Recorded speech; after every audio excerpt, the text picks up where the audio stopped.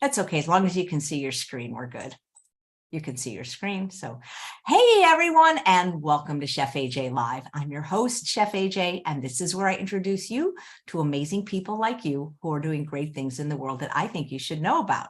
Well, my guest today, back by popular demand, is Dr. John Scharffenberg. He has been a professor of nutrition at Loma Linda University for over 63 years, and he is almost 100 years old. In fact, he's been on the show twice, and he has more views than anyone else on the show, probably combined over 500,000. If you've missed those episodes, I'll link to them below. Today, he's going to be doing a talk on diet, alcohol, and hardline drugs. Please welcome him to the show. It's very nice to see you again. You actually dressed up for me. Well, I have a tie on, you mean. Most people don't wear a tie on the show. So you wear a tie every day, though, even when you're not working, right? Yeah. Wow, that's something. So, well, welcome back. You've become quite an internet celebrity. Other channels have heard about you, maybe through my channel and Doug Batchelor's channel from Amazing Facts. You've got close to 1 million views. And yeah, you're just taking off. You're taking the internet by storm, Dr. Scharffenberg. Did you ever think you'd be such a sensational YouTuber in your late 90s? I think I'm getting better each time. Well, you definitely deserve it. I think if you have the time, you should maybe start your own channel. You have so much wisdom to say. So today's topic, why are you interested in this topic? Well, because it has so much to do with something that happened way back, which predicted what's going to happen now. Which is? Dr. Register, UD Register, was a biochemist. He came to Loma Linda University about a year before I came there. And when he was in Wisconsin, he was working in the laboratory on the Army rations, K rations, and he found there was something deficient in it. It happened to be vitamin B12. Another man of the same year found it too, and he got the credit for it. But Registers had a very interesting thing about this B12 business. He really discovered it in 1948. That's the last vitamin we've discovered. But now he did some studies, which I want to tell you about what he did at Loma Linda. We have some slides here on it.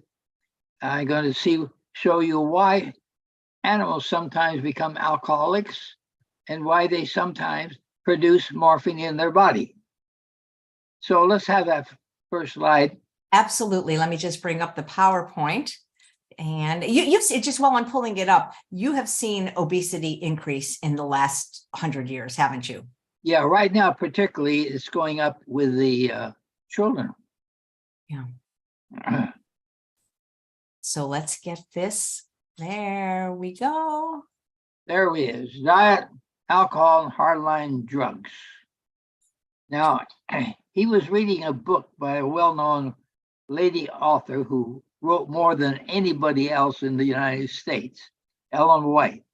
And here's what she said in that book. It's a Ministry of Healing reference. Next slide. Many who would not be guilty of placing on their table wine or liquor of any kind will load their table with food, which creates such a thirst for strong drink that to resist the temptation is almost impossible. Wrong habits of eating and drinking destroy the health and prepare the way for drunkenness. Now, that was kind of interesting to Dr. Register scientifically. He said, is there any evidence for that? So he said, let's do an experiment and see. Let's try this out with rats. Let's take some rats and give them a good diet and then a junk food diet and see if it makes any difference regarding their wanting alcohol or that sort of thing. So the next slide now shows you the junk diet that he called the poor teenagers diet. He said, let's put some donuts and coffee for breakfast at 10 o'clock, some sweet rolls and coffee, and lunch, hot dogs with mustard and pickle relish, soft drink, apple pie, and coffee. Then at 3 p.m., a snack, sweet rolls and coffee. And then for dinner in the evening, spaghetti and meatballs, French bread, green beans, tossed salad, chocolate cake, and more coffee. Then the evening snack, 3 filled cookies, a candy bar, and coffee. So he took these foods, blended them up in liquid, then dried it out. That's the junk food diet he was going to feed these rats. All right, now the next slide will show you the height of the line represents how much alcohol the rats drank. Now, rats don't usually drink alcohol. They know not to drink alcohol. Humans haven't learned that yet, but rats know not to drink alcohol. But when they put them on a good diet, it was a milk and vegetable diet considered good by the scientists. They didn't drink any alcohol. Now, the next slide shows you what happened when they were fed this junk food diet. They started right off drinking a little alcohol, and it was a 12-week study. But at the 7th week, they took off and became real alcoholic rats. Okay? Now the next slide. What they did was take these alcoholic rats and gave them more coffee and more irritating spices like pepper and stuff like that. And they became alcoholics quick, right off the bat. And then they put them back on a good diet again, and they stopped drinking alcohol and just drank water. So that was very interesting. Okay, the next slide. Now, to make sure that we knew what was happening here, we paired these rats off and checked the progeny. The progeny of the formerly alcoholic rats tend to like alcohol. So there's something affecting them, which is exciting. Next slide. Now, we figured out what's happening biochemically. There's 8 or 9 essential amino acids. Phenylalanine is one of those. We have about 6% of that in the amino acids in our diet, phenylalanine. Now that's converted to tyrosine, another amino acid, and that goes to make dopamine. Dopamine is something produced in the brain. Okay? And then that goes to make tetrahydropapaverylene, which is something we find in the poppy plant. That's an intermediate in the synthesis of opium. And Dr. Register tagged this with carbon-14. 50% of the carbon-14 was found in the urine as morphine, codeine, or its precursors, normorphine and norcodeine. So it was producing morphine. Now, the next slide. So here it says phenylalanine makes up 5%. I said it was 6. I don't know, it's 5 or 6% of the proteins, the foods we consume. Okay. Now the next slide. Phenylalanine gets converted to tyrosine, and that goes to make dopamine. Okay, the next one. Now, the dopamine doesn't have to go down to make morphine.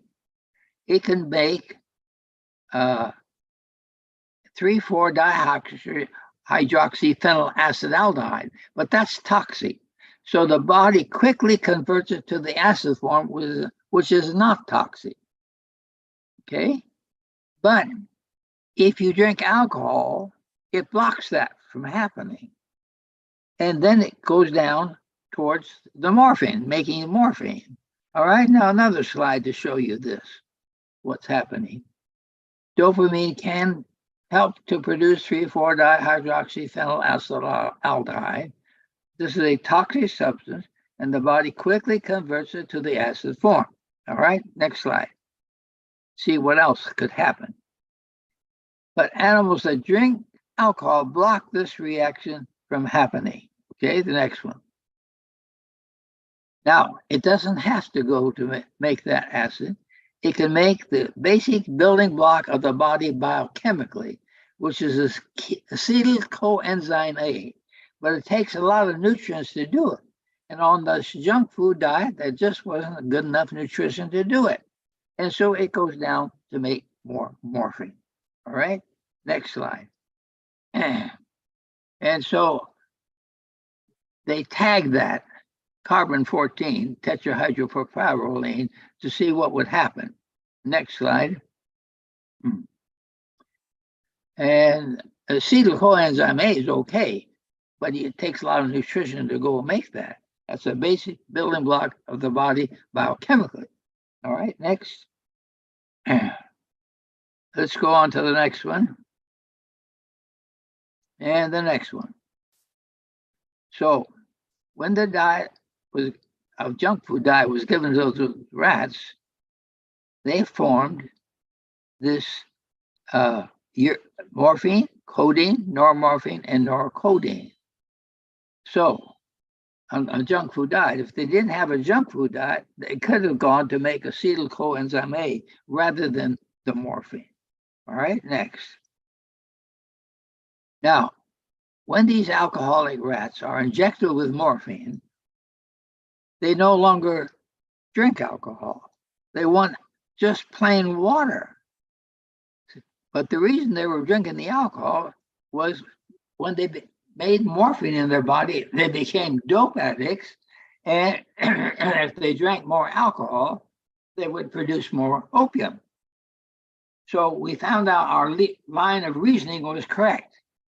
They became dope addicts, and that's why they drank more alcohol. So we think this is probably applying to human beings too, but this was just on animals. Next slide. So for the first time, scientists have found a relationship between a poor diet, alcohol, and hardline drugs like morphine. In animal studies, this has been demonstrated. We haven't done it yet with humans, but it appears likely that this is also happening in a similar manner with humans. Okay, now that was years ago. When was it? Late 60s, 1968, 69. It wasn't published till about 1970, 1972. Okay, next slide. Now, that was what happened years ago. What's happened now? It has been shown after reviewing 100 articles that humans produce opiates as a derivative of the digestion of excess sugars and fats. We need to figure out exactly what's happening there. There is good evidence that some obese binge eaters experience physical craving due to their bodies producing this opium. And so that's a physiological reason that the body craves the sweet things that they're eating and is a problem. They're getting fat. So that's one reason for obesity, is the body is producing opium in the body. Okay, the next slide. Now, there are antagonists to the opium. There are medicines on the market now, and I've given you the names of 3 of them here. These medicines will keep you from making the opium. They're antagonistic to the opium. And if you get these medicines, if obese people get these medicines, some of them, it will knock all their desire to eat all those sweet things they've been eating. It's kind of exciting. So there's a group of people that are addicted to morphine that's making them get fat because it makes them addicted to certain foods. Next slide. So here's what Dr. Register's animal study showed. It showed a junk food diet increased the consumption of alcohol and opiate production. He showed coffee increased the production of opiates in the body. Coffee increased the rat's alcohol consumption. Spicy foods increased alcohol consumption and opiate production. Sweets increased most of the substances also. So that's what we found out from the animal study in the late 1960s. Now, more recently, what's happened? Next slide. Coffee increases dopamine production, we found out, increases it 250%. The dopamine is produced in the brain. rats in acute opiate withdrawal have increased craving for sweets. And that's what's happening with obese people. Oftentimes, sweets have analgesic effect because of the increased production of opiates. Now, with this opiate antagonist, weight gain decreases as the desire of the sweet food is decreased. So that's kind of exciting. We found out how, from the animal studies, how a human being, if he eats this junk food diet, he will produce opium, makes him want to drink alcohol, so more opium can be produced. He's an opiate addict. If you give them an opiate blocker, they no longer eat all those bad things. So we need now to find out how to control weight in these kind of people. There are some obese people who are obese because they're physiologically addicted. Is there any more slides, or is this it? That is it. That's it. Okay. Now let me tell you currently about some of this. There are different new drugs now to help these people. We know there's several organs involved. One is the hypothalamus, and we know that the pancreas is important, and we know that the production of opium is important. So there's different reasons for people to be obese, and we need to find out with different kinds of people what is the reason. Now, these new drugs are expensive. They figured it'll cost $1,500 a year to use these new drugs. But there are drugs that are really working on the pancreas to make the pancreas produce more insulin to control the blood sugar properly. Okay, so the cost of it is expensive, and the insurance company doesn't pay for it. So these are some of our problems with the new drugs that they're experimenting with. Now, a little bit more on some of these drugs. We know that many people are controlled more by the clock, externals, than by internals. Obese people are controlled more by the clock. So if you put people who are obese and normal weight people in a room where the clocks are going 1 hour too fast or 1 hour too slow, the obese people, when it says it's 12 o'clock and they're used to eating lunch at 12, they're hungry. They say they got to eat. A normal weight person doesn't do that. He's controlled by what his stomach feels like. So the overweight person, though, he's controlled by external. So we have to use behavioral change techniques to help these people to control their appetite. For example, if a man walks to work past the donut shop, the donut calls out at him, says, "Hey, you always come here and get your donut. It's ready. Come on in and get it." And you go in and get the donut. So you have to plan a different way of walking to work so you don't go by the donut shop or don't have any change in your pocket to put in the slot machine to get anything. Those are behavioral change techniques. We make about 400 decisions on what we eat every day, and we do it without even thinking. And so overweight people get caught up in this. A man goes to work, he comes home, he sits in a nice soft sofa in front of the TV, right next to the kitchen, by the way, and he used to eating peanuts there. And so what does he do? The peanuts in the kitchen call out, "Hey, your peanuts are ready." So he gets up from his sofa, goes into the kitchen, gets his peanuts, and starts munching on the peanuts. Now, that kind of a person, he has to change where he's sitting at the table, change the room around. So he knows things are different. It's going to be different now. And he doesn't let those things affect him. But there are a lot of those things that he has to do differently to change his habits. But there's this group that's making opium.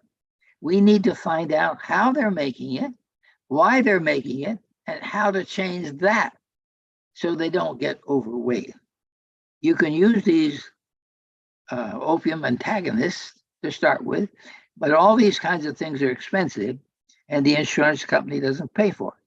So we need more research right now on how these things are affecting the body. But it looks like junk food diet is bad. It's bad for the rats, it's bad for humans. It looks like coffee is not good. It looks like other caffeinated products are not good, helps to produce this kind of thing. So we have different kinds of obesity. We're beginning to divide them up.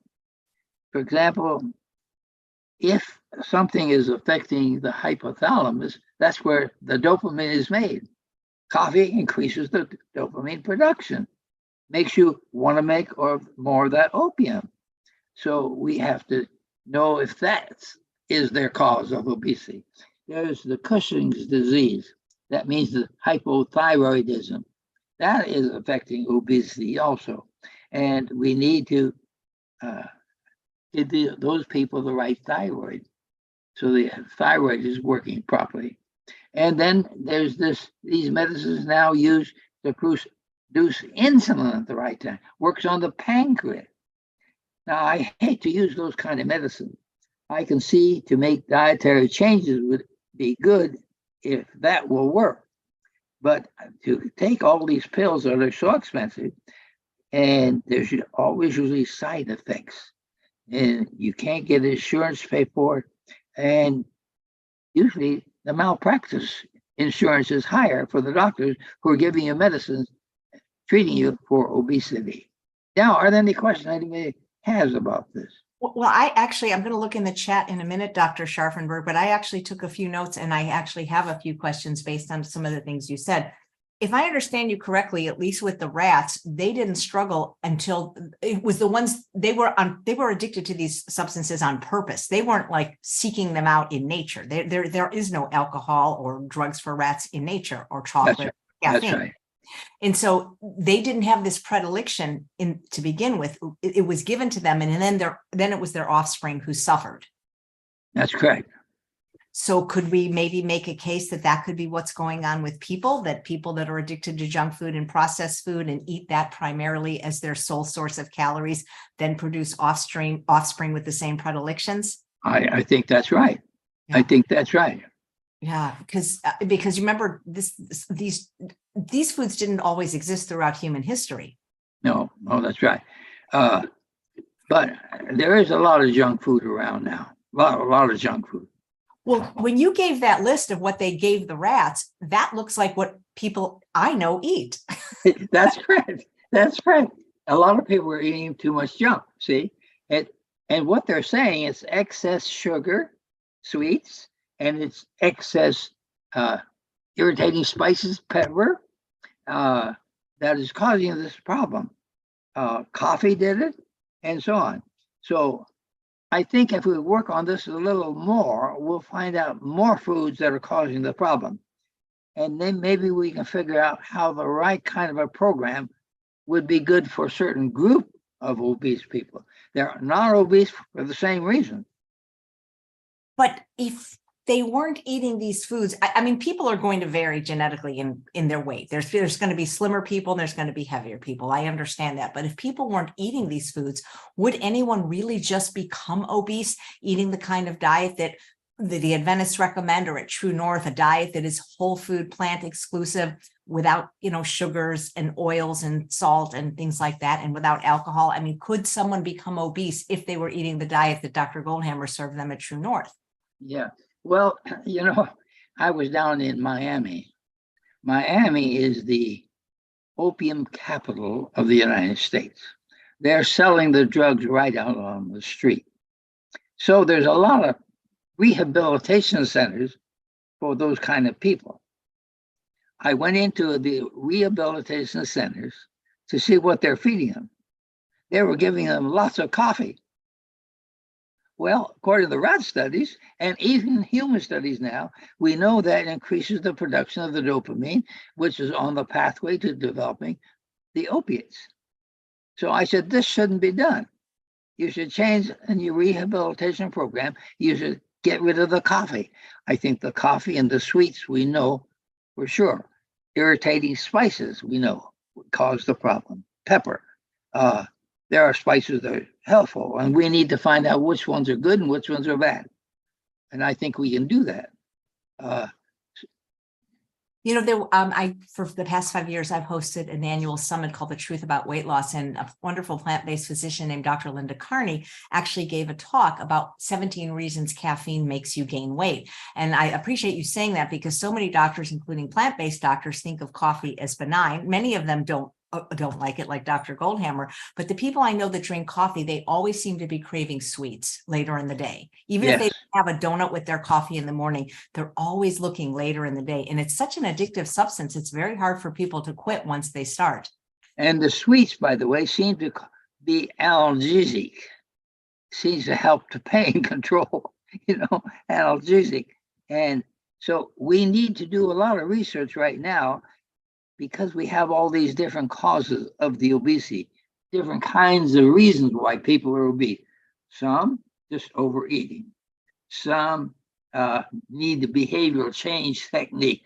Some they're producing opium because of too much sugar, too much coffee, too many things like that in their body. So there's different reasons. Cushing disease, lack of thyroid, hypothyroid problem. And these medicines now that are working on the pancreas, I'm a little scared of those, because most all these medicines have side effects. And if you artificially try to get that pancreas to squirt out more insulin to help all these problems, I think you're going to get into problems. How have you seen the food changed since, let's see, if you're going to be 100 this year, which means you were born in... 1923. 19, yeah, I should be able to do easy math like that. But how have you seen the food system change and the food supply change? Like, what kind of things did you eat growing up, for example? Well, I grew up in the mission field out in China, and you didn't have a drugstore on every corner, or a little grocery store, or a place to get a bottle of alcohol on every corner. Now people have access to alcohol everywhere. People have access to all these sweets, candy bars everywhere. So I think that's one of our problems, access. People have access to this so much easier than when I was growing up. You didn't have access to those things. Did they even exist as you were growing up, though? Well, you had candy bars, for example, but we were brought up, taught not to eat all those candy bars. So we didn't have those. But we didn't have access to it like people do today. Yeah. Do you think the processed food industry knew they were creating an addictive product on purpose? No, I don't think they were doing it on purpose. I think they were doing it because of salt. They got money. It was sweet. People liked it, and they got money from it, so they pushed it. So they just got lucky that these foods happen to be addictive for a large segment of the population. Yes. So they're really got it to be dope addicts, a bunch of them, that nobody thought this would happen. I don't know if you're familiar with Dr. Kathleen de Maison. She wrote a book called Potatoes, Not Prozac, but she used to work with groups with alcoholics, and she noticed that when they were coming off alcohol, all they did was eat sugar. Yes. So there's a problem here with all the sugar stuff. Now, I've been pushing this idea of the right kind of diet and avoiding 7 risk factors to decrease your heart attack and stroke risk 80%, your diabetes risk 88%. Now, we've done very well in this country in dropping our incidence of heart disease and strokes, primarily because of stopping smoking. We've knocked our smoking down great. Only 11% of the adults are still smoking. And in California, where a few more smart people live, it's only 9%. So that's pretty good. But there are some things that are continuing, that, so the rate is not dropping in heart disease, stroke, as well as it should. For example, just in the last couple of years, diabetes risk has increased about 75%. We're getting more diabetics. And I don't know if you realize it, but women that are put on these statin drugs to lower their blood cholesterol have 71% increase in their chance of getting diabetes. So that's not good. Oh, and I don't think all these women should be on these drugs.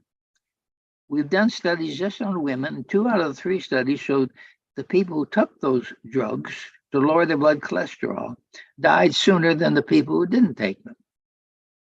So there's some problems with those drugs. I don't think women should be on those statin drugs, okay?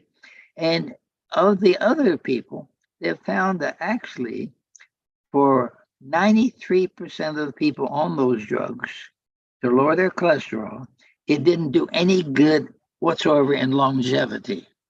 7% it did, but for 93% it didn't. We don't know who has atherosclerosis, who doesn't. We've been going by cholesterol level. But now we've found out that we're just avoiding 7 lifestyle factors. We can knock our cardiovascular disease, heart attack and stroke, 80%, diabetes, 88%.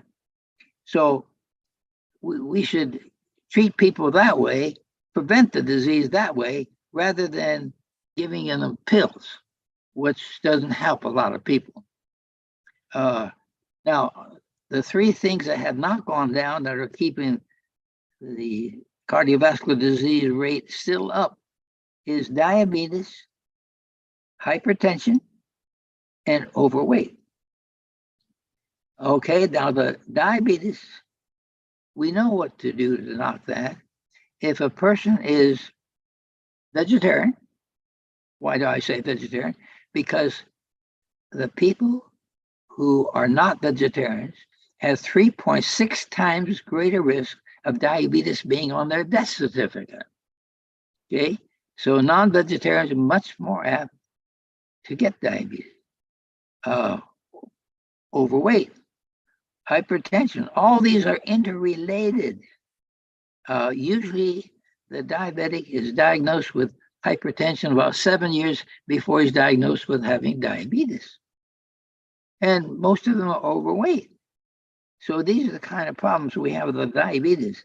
So we know if the diabetic exercises every day, keeps his weight down, is a vegetarian, he has very little chance of getting diabetes in the first place. Now, hypertension. Hypertension is a problem. Overweight increases that. Diabetes increases the risk.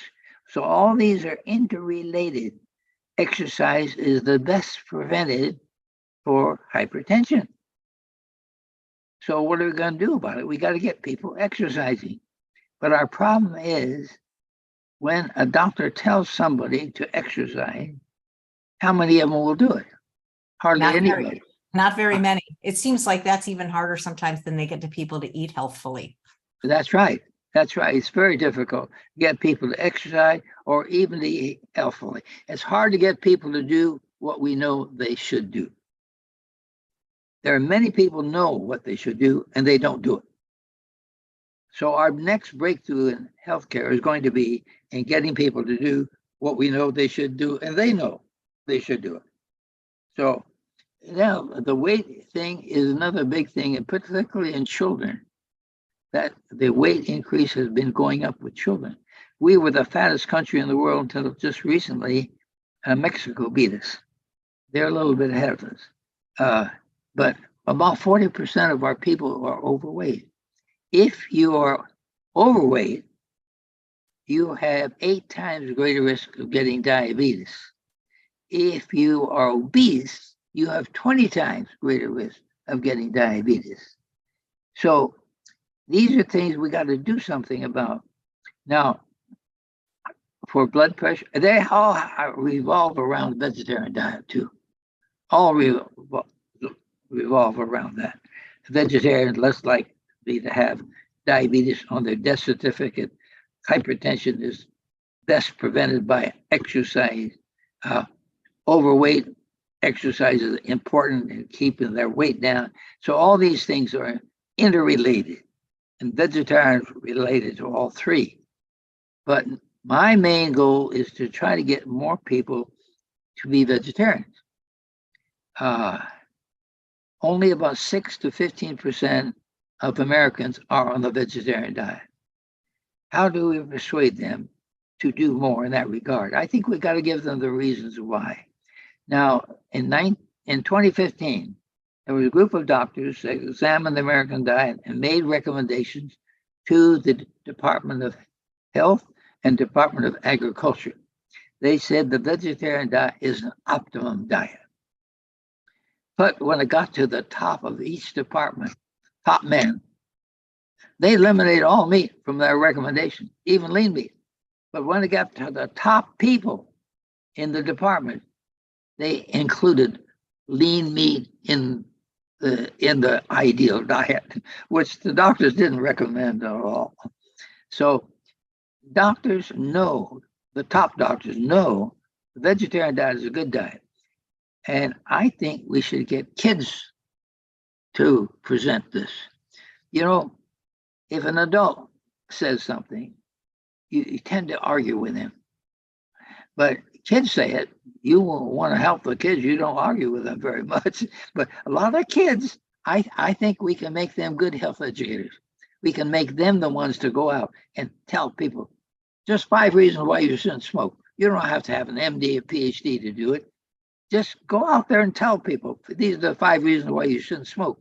We can take nutrition and divide it up in different ways like this, too. Now, this idea of eating but 2 meals a day, skipping the evening meal, it helps sleep apnea. It helps weight control. It helps the metabolic cycle so the blood sugar doesn't jump up and down so much.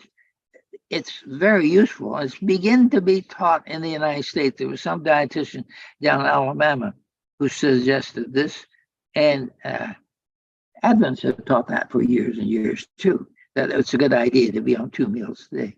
And for one period of time, almost all Adventists were on 2 meals a day. But now most of them have slipped back on it. A few now are coming back to the idea of 2 meals a day. The New Start program at Weimar, for example, they are now putting that into their program. Put people on 2 meals a day, help them in having a best possible diet. But not many places are they doing that. Does it have to be breakfast and lunch, or can it still be effective if it's lunch and a light early dinner? Because it's very hard for people with families and work to share meals. If the last meal is in the afternoon. Well, they haven't done enough studies on this to really know that. But we think it's earlier or better. And this lady says you shouldn't eat anything after 2 p.m. That's the dietitian. You know, you mentioned a vegetarian diet, but a vegetarian diet doesn't necessarily mean a healthy diet, because you can still have all kinds of vegetarian or vegan junk food. That's right. And it's likely that many of these people, when they become vegetarian, they go to sweets. And that's wrong. Yeah. You know, you mentioned 2 drugs, naloxone and naltrexone. And yes. I remember hearing about a study, and I believe it was with naloxone. Those are drugs that are often administered in the emergency room, right? If somebody were to have, like, say, what could be a fatal heroin overdose. Is that correct? That's right. That's exactly right. Because I think it blocks the blood-brain barrier. It makes the drugs ineffective. So I remember, and I wish I could find the study. And if anybody knows where I can in the medical literature, please let me know, help@chefaj.com, because I'd love to read it. But the way I remember hearing about it is they gave a group of self-professed chocoholics naloxone, and then they unleashed them on a buffet of chocolate, and they went up to whatever their favorite thing was and took a bite, and they no longer had any interest in it.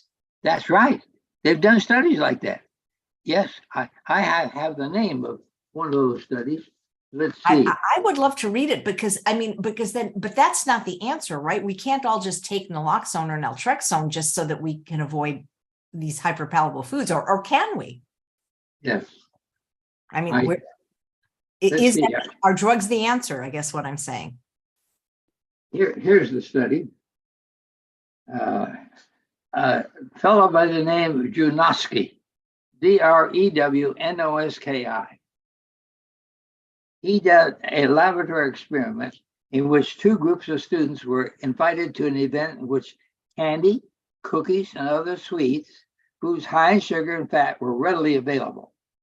After determining the average eating patterns and quantities for a group of students, the same food was placed out again, but this time the one group was given this naloxone, the opium antagonist. This group almost completely lost interest in the food. The control group, not given the opiate blocker, continued to eat sugar, flour, and fat foods just as before. So we have a whole system explaining food addiction or alterations in the biochemistry of the brain's pleasure center, most specifically in the dopamine receptor areas of the brain. So they've done studies like that. Right. But what I'm saying, are doctors putting patients that maybe struggle with weight or food addiction on these drugs long term? I mean, what are the long-term consequences of naloxone and naltrexone? Yeah, see, that's what we don't know. And that's dangerous. But anyway, it shows there is a group that's making opium in their body. And we need to find out how to decrease that production of opium. How do we determine who this population is? Is it everyone that struggles with excess weight, or are there people maybe that? No, it's only some of them. See, and I think to do this naloxone test, you could determine who is having that problem and who isn't. Wow, it sounds like quite an ordeal, and that there's lots of research ahead of us. Yes, there is. What do you think of that new weight loss drug Ozempic that so many people are rushing to take? I'm told it's very, very expensive. Yeah. Those kind of things are the ones that they work on some on the hypothalamus. They make you lose or have satiety because they delay the emptying of the stomach, but they work on the pancreas also, producing more insulin. You see, overweight people are like diabetics in many respects. That drug you mentioned is used for diabetes, but it's used for overweight because they're insulin resistant. And so if you can get more insulin produced that can be utilizable, then that would be helpful. And that's what that does. But the insurance company doesn't pay for it. Costs you maybe $1,500 a year to get those medications. So it's a problem. It helps to determine. I think it's good for a test to try to figure out who is what kind of a obese problem, what their problem is, to use some of these things, but not to use it regular. No. Well, here's an interesting question from a live viewer named Ronnie saying, well, could we just ask our regular doctor for these drugs, even in the short term, to just get off dopamine? I don't think he or she means getting off dopamine, but just maybe to decrease the cravings for the foods that are using the dopamine. The price of these drugs is so expensive that now it's only the wealthy people that are on it. It's only the wealthy who can afford $1,500 a year for this kind of stuff. So it's only the wealthy right now that are doing it. Yeah. How do you feel about gastric bypass surgery as a cure? Well, even after the bypass surgery, eventually you have to learn how to eat. Eventually. So it's just, it doesn't really take care of the problem, because you have to learn how to eat later on. Just temporarily, this will help you to lose weight right now. Did you ever struggle with weight, or has anyone in your family ever struggled with it? And my mother was a little overweight sometimes, not much, but we didn't have it in our family life. Now, my wife's brothers all were overweight, and they all had diabetes, except the one boy that was not overweight. And my wife, when she was young, she was a little plump at one time in grade school. She heard her teacher remark that she's going to end up, and So she made up her mind she would never get to that situation, and she kept herself thin from then on. So she never got that way. But her brothers, all of them, had prostate cancer, except the one that kept his weight down. They're all overweight. They all had diabetes. I diagnosed one as diabetes that he didn't know he was. So they were all diabetic, all had prostate cancer because of weight. But my wife determined not to get overweight, so she didn't have the problem. Nice. Speaking of eating, one of the live viewers is asking, what do you yourself eat? And is there certain foods that you've eaten a lot of over the last 99 and a half years? Well, let me tell you what really has helped me a lot. I've been on the 2 meal a day plan. I only twice a day. I eat early in the morning, then at noon or 1 o'clock. So that's helped me keep my weight down. And I believe that in my weight control programs that I did 3 other principles first. I'd say first, don't eat between meals. 2/3 of women who are overweight, if they stopped eating between meals, they wouldn't be overweight. So a lot of them just have to do that one thing. But if they have a hard time with their weight, getting it down, going on 2 meals a day program usually works. All the people have a hard time. Usually that works. So I had only 4 principles when I started out. Number 1 is don't eat between meals, no snacks. Number 2, cut down on foods that empty calories, no vitamins and minerals hardly in it, sugar and that kind of stuff. And number 3 principle was cut down on saturated fat. And the 4th principle, if none of those work, 4th principle was go on 2 meals a day. That was the program I usually put people on. Yeah. And if they were having trouble getting their weight down, the 2 meal a day program seemed to work. Yeah. Many of us here watching, like myself and my friend Karen, we do 2 meals a day, but we do lunch at noon and dinner at 5. Now, we do know that people who work at night die sooner. You know, so there shows something that's not good about that. So we haven't had enough studies of that type to show if there's a difference when the 2 meals are. But I would imagine if what you say is true about what we call intermittent fasting, limiting the feeding window, that you could maybe argue that eating 2 meals at lunch and dinner is still better than eating 3. Yeah, you could. But I'd like to see studies done on it. We haven't studied it. I just feel like it's going to be unrealistic for most people, whereas it's pretty easy to skip breakfast, you go exercise, you take a walk, and noon is there before you know it. But yeah, and I don't know how you get through those. It's not that I'm even hungry at night. It's just that, I want to be with my family, and there's no way to do that except at night. I know. A lot of it's a matter of habit, whichever way it goes. It's a matter of habit. Yeah. Well, my personal physician, who's also an Adventist, her, I mean, she's just a big fan of no dinner, just always saying, you got to try it. And I'm like, well, it doesn't sound that great to me. So are there certain foods that have been a hallmark of your existence that you've always included, like greens or beans or rice or potatoes or sweet potatoes, fruit? Well, I'll tell you, we never ate fresh greens in China because they use human manure to put on their greens, to grow the greens.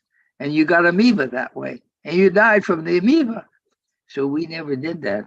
If we ate any green, it had to be cooked in China. But I came to the United States and I saw all these people eating salads. And I discovered that those who did eat the salads had a lot lower death rate than those who didn't. So daily salads are good. So I started eating more salads, more greens. It's good. But the things that I ate a lot in China growing up is rice, I was a great rice eater. And I argued with myself, do I like potatoes better or rice better? For a long time, I said it's rice. But I'm back to potatoes, thinking it's potatoes. But potato has a problem, has a high glycemic index. Right, but you're not generally eating a potato by itself. You're eating it as part of a meal. So wouldn't the glycemic load change? Because I don't just eat a potato. I eat it with many other things like, vegetables or beans or something like that. Potato has a glycemic index by itself, white potato, of about like ice cream. But it changes numbers by what else is in the meal. It changes numbers by how the potato is prepared. All that makes a difference. Now, for example, we should have twice as much potassium in our diet as sodium, and we got to turn it around. We got twice as much sodium as potassium. Most people eat potatoes that are peeled, and you're knocking off all the potassium, which is what we really need. There are some restaurants where you can go and get a whole dish of potato peelings. I don't know if you've seen that. They just give you potato peelings. Have you seen that in restaurants? No. No, but there are places that do that. Wow. You eat a plate full of potato peelings. Oh, just the peel with that. Yeah, they probably deep fry them with oil and use a lot of salt. I know. But anyway, if you're peeling potatoes, you're losing a lot of the potassium. So we change our whole sodium potassium ratio when we do that. And if you get fiber, you don't get hypertension. For example, if you eat 12 grams of fiber a day compared to somebody who's eating 24 grams a day, you have a 57% higher risk of getting hypertension. So fiber is important. Linoleic acid is important. Eating the foods that have linoleic acid, most plant foods have it, that have fat in it. It's linoleic acid. That helps to keep rats from ever getting hypertension. Potassium helps you. You can feed rats so much potassium that no amount of salt will do them any harm. But they got to have lots of potassium. Now, it's crazy on the rat studies. Rat normally doesn't eat what the experimental person doing rat studies uses for rats. They're giving them 7 to 10 times more salt in their diet than they would eat normally if they had to pick their own diet. So what do their results mean? I don't think they mean anything. Yeah. Well, just to preface this, that I'm an ethical vegan first and foremost. I've been vegan for 46 years, so I'm really against animal studies across the board. Yes. However, when it's already been done, I am willing to let people discuss the results because I feel they're helpful to people. But I'm curious, when they try to addict the rats to drugs or alcohol, is that all that's being offered, or is there natural healthy food that's consistent with their species' natural history being offered? Do you know what I'm saying? Because if we were dropped on a desert island and all they gave us was chicken nuggets, we would eat it to survive. But with the rats, are they also offering healthy food and they're choosing the unhealthy food over the healthy food? Do you understand the difference in what I'm saying? Well, see, they have a standard high salt diet for all rat studies, which is not right, because they're giving them 7 times more salt than they ordinarily would pick if they were choosing their own diet. So now you should know that the Cancer Society doesn't use any rat study for any of their decisions. It has to be human studies. So they don't go by rat studies, no animal study. They have to do more. There's too many steps between animal and human. So they use only human studies to decide what they'd recommend to us. Well, I have seen people, just when they cut out all salt and don't eat processed food, even if they're not vegan, lose tremendous amounts of weight, because I have found that for most people, salt is a very powerful appetite stimulant and causes them to just eat more of whatever. Yes. And of course, with high blood pressure, I think, calcium in our diet, for example, if you cut your salt in half, you excrete less calcium. You reabsorb more calcium. It's like taking a 900 milligram tablet of calcium every day if you cut your salt intake in half. So we need to cut our salt down. Absolutely. Absolutely. And they have it in so many foods. It's in every processed food, I believe. Every processed food, they add salt. Yes, they do. For example, I was on my breakfast cereal, dry breakfast cereal. I wouldn't take it if it had more than 5 grams of sugar in it every serving, see? But I found out I like something called cherry oats. And it was low in sugar, but they added salt. The salt was high. Wow. That's something. So when you grew up in China, was the rice you ate for all those years white rice, which gets vilified today? We ate rice, white rice, yeah. Now, when I got married, my wife knew better, and so she had to switch me to brown. Now, how'd she do it? Well, she put in 10% brown and 90% white. When I got used to that, she put in 20% brown and 80% white until she got me on brown rice by itself. So I can say today, I can't say I don't like white rice. I still like it, but I'm used to brown rice now too. That's fantastic. So is the problem in the coffee and tea the caffeine? Because somebody's asking, well, what about matcha green tea? But my understanding is that has just as much, can have just as much caffeine. Yeah, I think it's more than caffeine. That's a problem. We have theobromine, for example. We have other things. So the cancer researchers that were looking to see if coffee was causing cancer, they started doing the studies with decaffeinated coffee to see if it was only the caffeine. And they seemed to be other things that were problems, not just the caffeine. That makes sense. And as an Adventist, those are things that in general, don't most Adventists just avoid caffeine, alcohol, tobacco, and hardline drugs? Well, they avoid tobacco. We do the best on that. And alcohol, next best on that. Coffee, I asked Gary Frazier, who does all the Adventist health studies from Loma Linda. He's now retired back in Australia. But Gary Frazier, I said, why don't you do more studies on Adventists and coffee? He says, we don't have enough drinking coffee to do good studies. Really? I thought almost everybody drink coffee. I mean, he was talking about Adventist groups, see? And he said, we only had about 8% of the Adventists that were drinking coffee. I said, Gary? Oh, in the Adventist community, but Yeah. in the general world population, most people drink coffee. Yeah, got it. So I said I was a very conservative Adventist church in Phoenix, Arizona. And I did a study. 40% of the Adventists were using coffee. Wow. And I said, the difference, Gary, is I don't make them put their name on the paper like you do. That's funny. So there are quite a few Adventists still using coffee in this country. They might not use it very often, they might use it just occasionally or something, but there quite a few still use it. Were you part of the original Adventist health study? Yes, I was. Wow.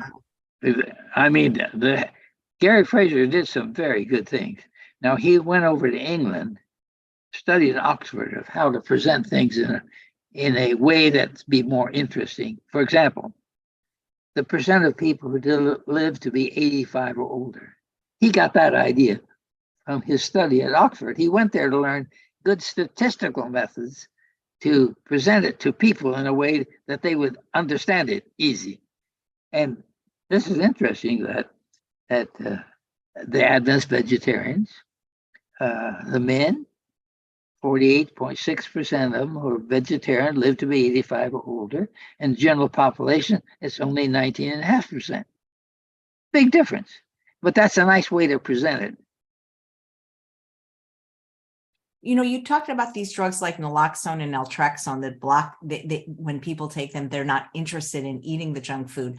Yeah. But are there drugs that could increase dopamine in a person's brain so they don't seek the food in the first place? Because isn't that why they're using the drugs and the alcohol? Yes, and I like to see, while they're making opium, they became addicts. So that's why they're using it. But I'd like to see it. We know that the coffee increases the dopamine production 250%. You see, so that show coffee doesn't do any good on that regard. Wait, So, coffee increases dopamine production 250%. You have a study on that? yeah, I just picked it up in the literature. I don't remember where it was, but That's but incredible. they're beginning to study that more and more because of this opiate antagonists being so good to identify a certain group of people that are overweight. And so they're beginning to study it now more and more. And we need even more studies. We need to find out more about it, what it is that makes the dopamine increase. Wow. Is there anything people can do naturally, like exercise or have sex or other things they can do besides drugs and food? Well, that's what we got to figure out. That they're just into the studies now. They're just getting onto studying a lot of this stuff. But we don't have the answers yet. Don't you think it's kind of late? Maybe they should have started a little sooner. So what have you got planned for you? I hope you'll come back on December 15th on your 100th birthday. You can talk about anything you like. And what have you got planned for the rest of the year? I know you're giving presentations, and is there a way people can find out where? Well, I gave one at Weimar last weekend, and I went for about 2 hours. That went a long time, but the interest was very great. Interest was good. That's great. Well, I think you should have your own YouTube channel. Well, I'm getting too old to worry about doing. Now, if I was younger, I'd do that. Yeah. So somebody's arguing that moderate alcohol consumption can reduce your risk of developing and dying of heart disease and stroke, and possibly your risk of diabetes. What do you say about that? That's not true. It's just scientifically, it's not true. We know there's no group medically that recommends alcohol for any reason whatsoever. Amen, doctor. Yeah, people want good news about their bad habits. Well, let's see. Here's a comment from a live viewer named Callista. I'm 56 years old and I want to start whole food, plant-based, no oil. What do you suggest for someone starting out? Well, I think you should make changes gradually, number one. In other words, I wouldn't go all hog just on that point. I would do it 1 day a week. And after 3 months or so, 2 days a week, and do it that way. Because your body gets a while to get adjusted to a new program. So I would make my changes gradually. That's great. Well, it's never too late, because I've had people in my programs that were 90 years old that were able to still make changes and improve the quality of their life. Yeah. Yeah. Well, you have a wonderful quality of life. I'm very impressed with you, and I really appreciate you coming on the show. It's been a pleasure knowing you. It is a pleasure knowing you, not been. And please feel free to come on anytime. Yes, I'm excited really about this method of getting across to people. I know, isn't it great? Whoever thought in 1923 that you'd be a celebrity on a internet? You know, there wasn't even an internet back then. In these big these 3 studies I've had on Zoom and this kind of thing, YouTube, I've had over 2 million hits. That's why I say start your own channel, Doc. Why not? Call it Scharffenberg Speaks, 100 years of wisdom. But I think it's important for me to get the most important things together in a concise way that people can get the message. Yeah. Well, maybe it's time to write a book. Yeah. Well, thank you. I'm excited about, only 6 to 15% of Americans are vegetarians. Not very many are. And the evidence is so strong in favor of it. We've got to show people how reasonable it is. Show them how easy it is to do and the advantages of it. But I'm surprised that more people haven't done this. Well, I think that part of it has to do with the social norms, but also that I find that many people do suffer from food addiction, and that if that doesn't include it in the diet, then they're not that interested, No, I mean, people that drink alcohol, coffee, eat junk food, they don't want to be told not to do that. People are not looking for bad news about their bad habits. As Dr. McDougall says, they're looking for good news about their bad habits. Yes. And, a lot of doctors don't even believe it. I don't know if food addiction is the best term. Call it whatever you want, but a lot of doctors, and I've had them on the show, and I don't ever want to argue with them, but they don't even believe in it. Yes. They say it's not the same because there's no detox. People don't die from it. Maybe they don't die quickly like they would from a heroin overdose. They don't from a Twinkie overdose, but I think they die slowly and insidiously, developing these lifestyle diseases. And they certainly don't feel good mentally and emotionally when they are always having cravings for these foods and they can't stop the compulsive eating. I think we should be able to live to be maybe 120. 3 different methods I checked out, and I thought it would be possible. Each one came out to about the same number, 120 years. I think we should be able to live a lot longer than we do. Right. Well, maybe you'll come on every year until you're 120. If I should live as long as you. All right. What have you got planned for the weekend? Anything special? Well, I'm not sure of anything real special. I've been trying to find out where I could get something good to eat, vegetarian wise. Yeah. It's hard. It's hard.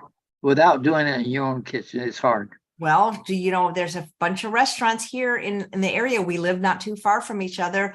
There's these Chinese restaurants or faux vegan. Vietnam. Faux vegan. I think you'll like it. Actually, we're having our dinner there tonight, and they have a regular vegan menu and they have an oil-free, salt-free vegan menu. I get something called the Tammy's Special.